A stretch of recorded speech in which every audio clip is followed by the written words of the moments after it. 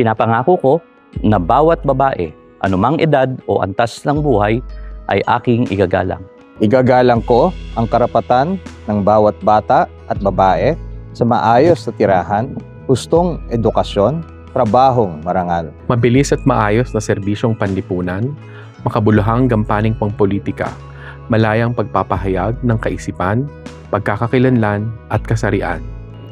Ipagtatanggol ko ang mga kababaihan at kabataan laban sa lahat ng uri ng karahasan sa loob ng tahanan at sa lipunan.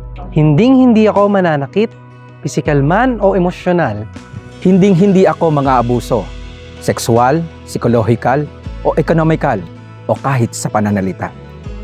Susundin ko ang mga batas at pamantayan na naglalayong protektahan ang mga kababaihan at kabataan laban sa lahat ng uri ng karahasan. Pipigilan ko ang paglaganap ng mga kaisipan at kaugalian na sumasang-ayon na pwedeng saktan ang mga kababaihan at kabataan dahil sa kanilang kilos, pag-iisip, pananalita o pananamit. Bagkus ipapalaganap ko ang katotohanang walang dahilan upang gumawa ng karahasan laban sa kapwa-tao, lalong-lalo na sa kababaihan at kabataan. Nangako ako na susuporta at bibigyang daan ang mga hangarin na magtagumpay sa buhay ang kababaihan at kabataan.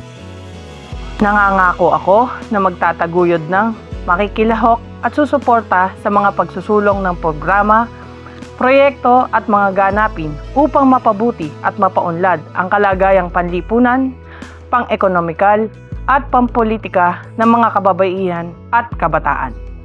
Nangangako ako na tatanggalin ang lahat ng mga balakid upang masakatuparan ang mga gawain ito.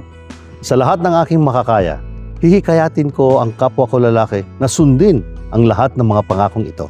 Bilang nilalang ng Diyos, naway tulungan niya ako na taos-pusong mahalin ang kababaihan at kabataan, tulad ng pagmamahal ni Kristo sa simbahan at sa utos ng Diyos na mahalin ang kapwa gaya ng pagmamahal sa sarili.